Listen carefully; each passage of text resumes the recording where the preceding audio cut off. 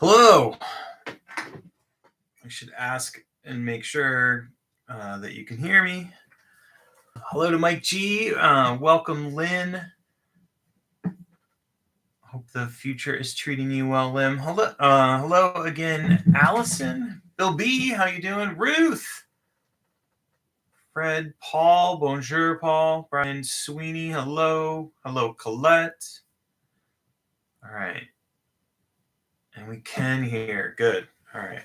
As I asked if you could hear, and then I just went off. Hello, Annalisa, and then Dreamer, or Dream. I hope that's Dreamer 76, right? Loud and clear. Thank you, Fred. All right. I had to have missed somebody. Hello to Bill J. I think there's at least one person I missed. All right. So thank you. I actually love the fact that, so if you donate platelets, you end up with these there we go. I can't orient myself. Hello to Lynn. And hey, Esquin. So, oh, cool, Allison. So you end up with these X's on your arms if you're a platelet donor. Well, unless you do double needle one arm, I guess, which I think maybe is a thing. But when I do platelet donations, they do both arms. So I kind of feel like Neo, like I'm Neo hooked up to the Matrix to some degree. So, but yeah. So, and then Ruth, I'm a little bit early. It's autumn is coming. So it's not necessarily skeleton time, October, but I feel like if Dairy Queen in the United States has the pumpkin pie blizzard, then I can have a skeleton T-shirt. So that's my rationale. I mentioned in the email that I sent out, I managed to remember to send out, although I sent it out maybe about 80, 90 minutes beforehand. I think most of you, yeah, it is never too early for a skeleton. So I think most of you here are on the email list. There's a few folks that were added in the last couple of weeks. So, but if you aren't and you'd like to be on that list, you can send an email to me there in the email that is in chat, and I'll add you to that list. I mentioned that I had some theme that I wanted to do this week, and I was setting up for, and I can't remember what it was. Now, a good guide would go back to last week and listen, and then I would know. And so I haven't done that yet. So, and if you've listened to yourself present or teach, that is also challenging. So good answer, Paul. C-Flow is the excellent response. But listening to yourself, I've gotten better at listening to myself. I can actually meditate to myself giving guidance, which is took me a long, long time. When I first was a college teaching assistant, they videotaped us, and to give you an idea how long ago this was, they'd give you it on a VHS, and I could only listen to about 5 minutes of me teaching at the time. Probably was in my 20s. It was diabolic, and then over the years, I've gotten thicker and thicker skin. So, but I can't remember what the plan was, and I don't see anybody coming forward with a plan. So, so that the other thing is, last week I had sent out Campbell Walker is Struthless on YouTube, and last week's email I mentioned the permission slip. And then he's got this little permission slip zine that he put out, and it's a one size 8.5 by 11. I don't know what that is in metric. Is that like an A4 or is that an A3? I think it's an A4.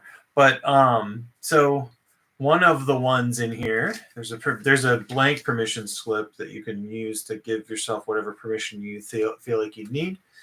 But the one that I want to focus on, take a second for that to focus in, is the permission to do nothing. So that's where I decided that my little side interest in Struthless and his YouTube channel was a crossover to the world of the Do Nothing Project and the Wednesday meditations. So so that's my backup plan, is this notion.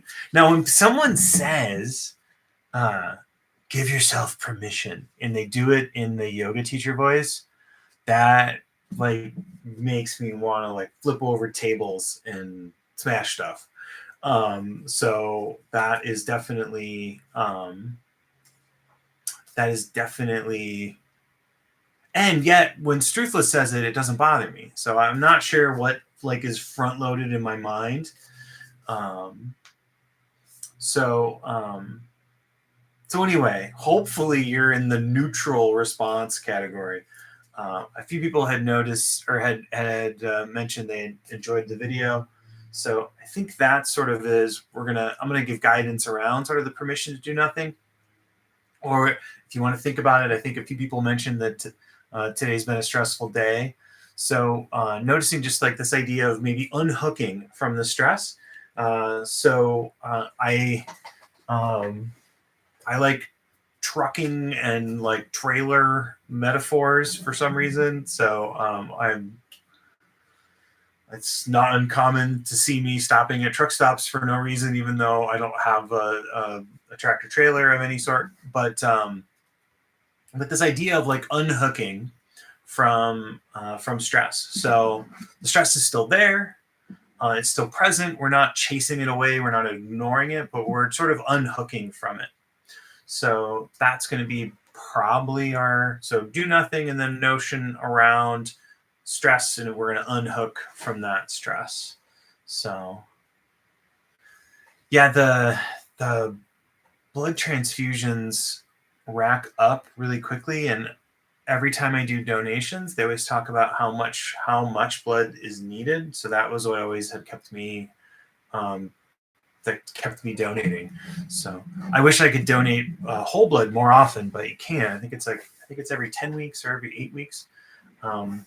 For platelets, you can do it every week, but wore me out. So I would do it every 2 weeks. But all right, I've said enough. I think I've just talked for the last not quite 8 minutes. You're incredibly welcome, Brooke. Good timing. Brooke's here just in time. So I'm going to ring the bell, but normally, one, I didn't tell you who I am. I didn't tell you any of the things I'm supposed to tell you. So I'm Andrew. I'm certified mindfulness meditation coach. We're going to meditate for 25 minutes.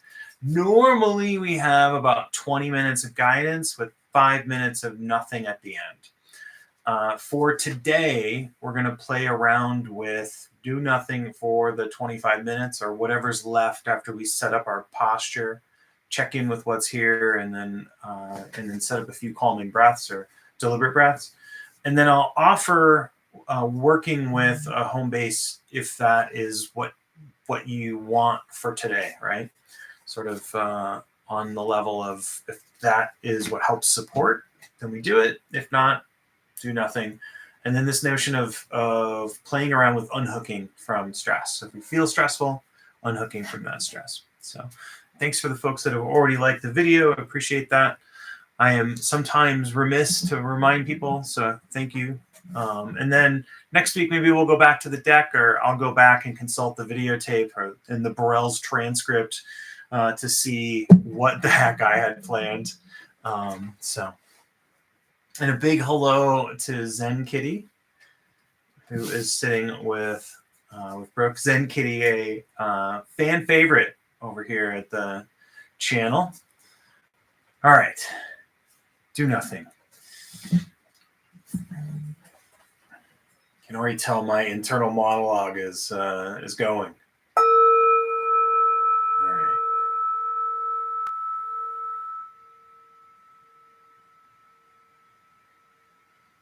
So you can kind of, on one level, you can imagine that the sit started the minute you logged in. So just checking in with kind of where you're at since that started. And then really the posture is a way for us to begin to set up some stillness and highlight that you could be walking, you could be lying down, you could be standing, but I'm going to focus on the seated posture, either in a chair, kneeling on a bench, or on a cushion, seated on a cushion. And really our goal is, or our aim maybe is a better way to think of it, just as an aim and direction, is upright torso without being uptight.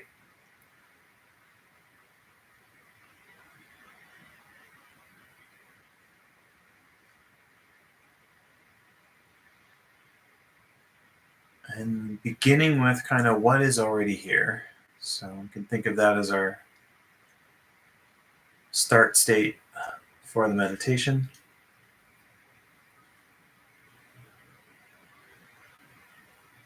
So if you're like me and you're coming from work and you've had a sort of hectic and maybe a bit of a frenetic day, just being okay with that. Like, oh, there's some buzziness that's here, and there's some like anti-calm, the opposite of calm.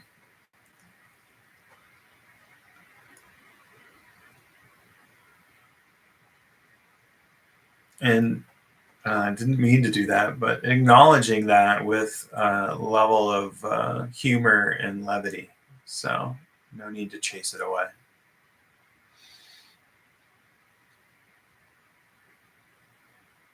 And then last thing really to set us up is just a few deliberate breaths, really priming us to arrive.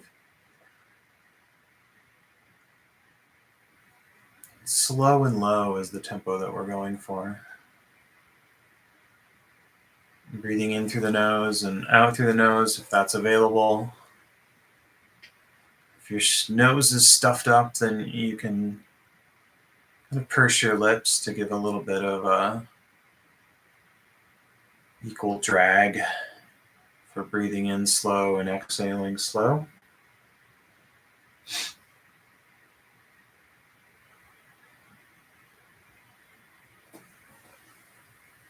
And really the notion is sort of that unhooking or unhitching from whatever was the scheduled daily activities.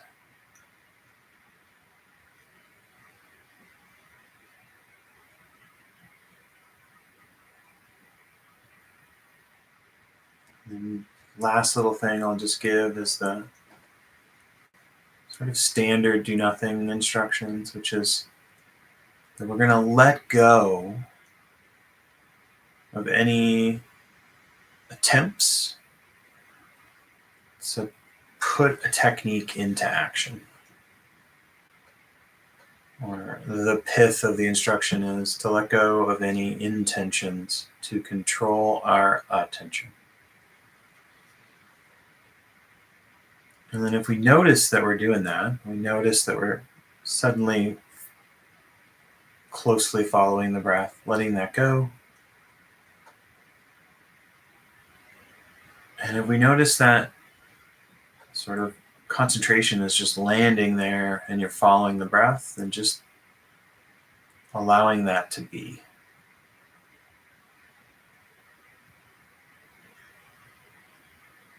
So we'll let you explore a bit on your own here, and I'll chime in a little bit.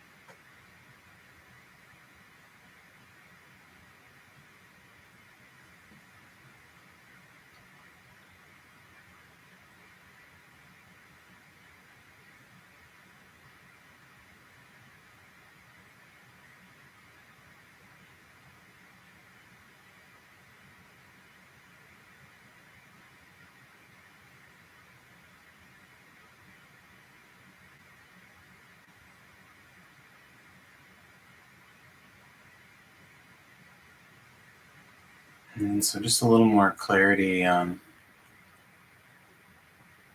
the shorthand of, do you feel like you're resourced enough during the sit? So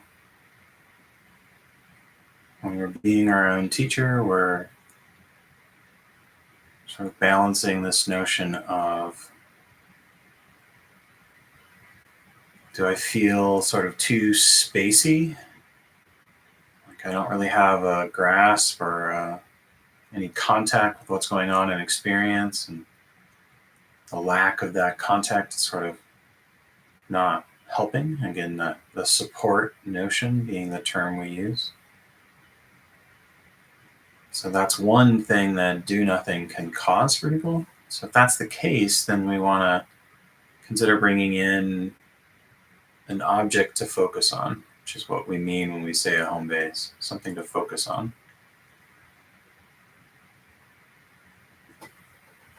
And the breath is the classic example. Sounds are another. And then the feet on the floor, or contact points, would be the last option I'll offer. And then the notion for that would be, we focus on those, soak our attention in, notice where our attention is, and then we can optionally use a label. So that's, if you feel too spacey, we find a way to bring you into contact with that home base, give you grounding.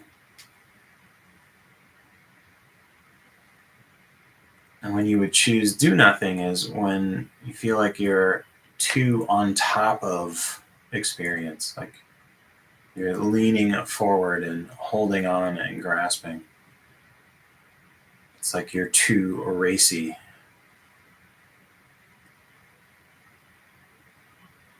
And that's where that unhooking from that raciness and laying back.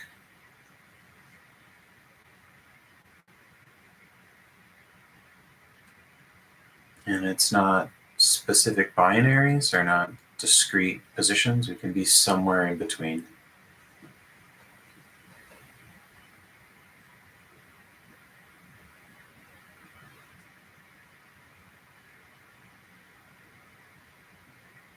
So just offering that for the rest of the sit, just giving you an idea. Do you want to shift more towards a home base, or just continue to lay back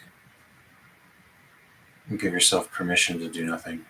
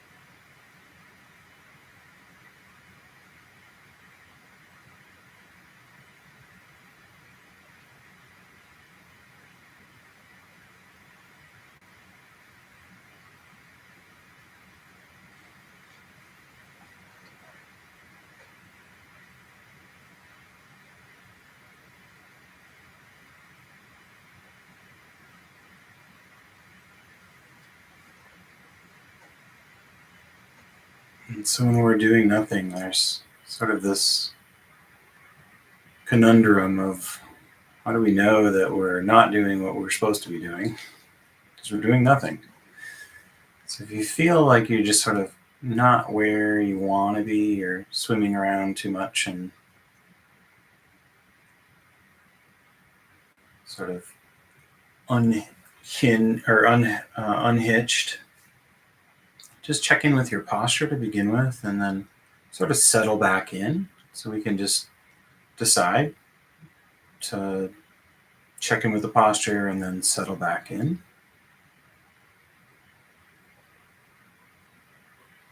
And so you might just feel the need to do that. And then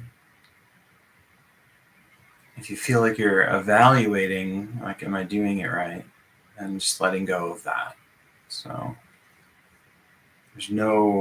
think of it as there's no way to do nothing wrong. All right. So continue not doing anything wrong.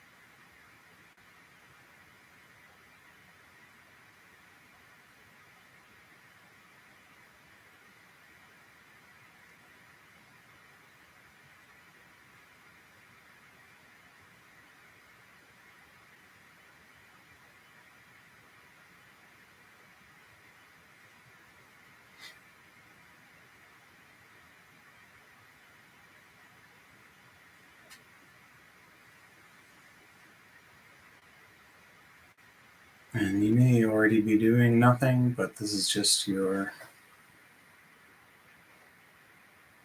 courtesy warning that we have 5 minutes left. And so if you've been using a home base and you want to shift into do nothing, this is your opportunity. If not, continue keeping on, keeping on.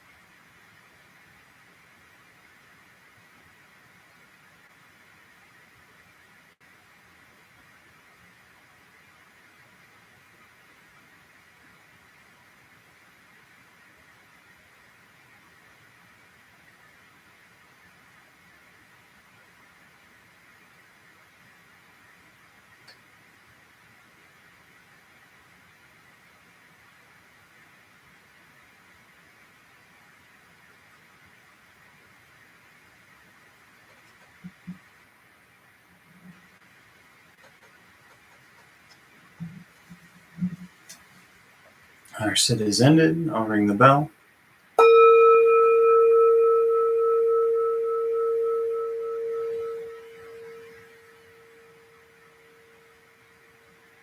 Thank you for your practice. May any merit generated during our time practicing together go to benefit all beings. That's excellent to hear. Now, Dre or Dreamer? Curious. You're incredibly welcome, Mike G. As always, Ruth. It's always a pleasure. You're welcome, Annalisa, Paul, Colette. Hey, Moira. And Lynn, I hope the future is treating you well. Thank you, Fred and Bill B. Bill B, the football season is upon us. Tomorrow, it all starts. Where's the clock? So the clock... Oh, you know what? The battery in the clock... I think the battery in the clock is dead.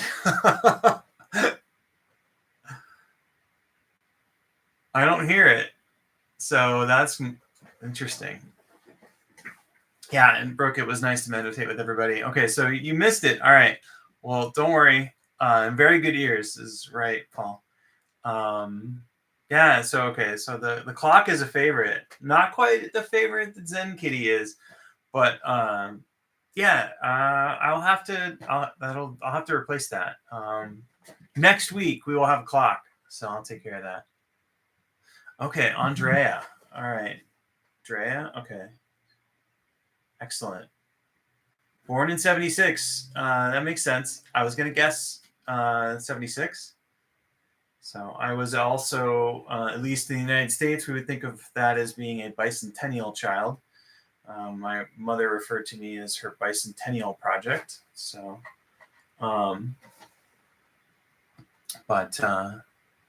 yeah, that's always, I always appreciate knowing the little bit of the background behind the names.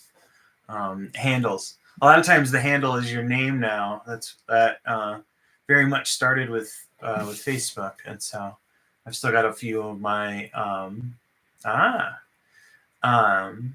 still got a few of my old handles from back in the day. So yeah, see, I'm with you, Ruth. I thought it was Dreamer as well. So, and it could be, right? So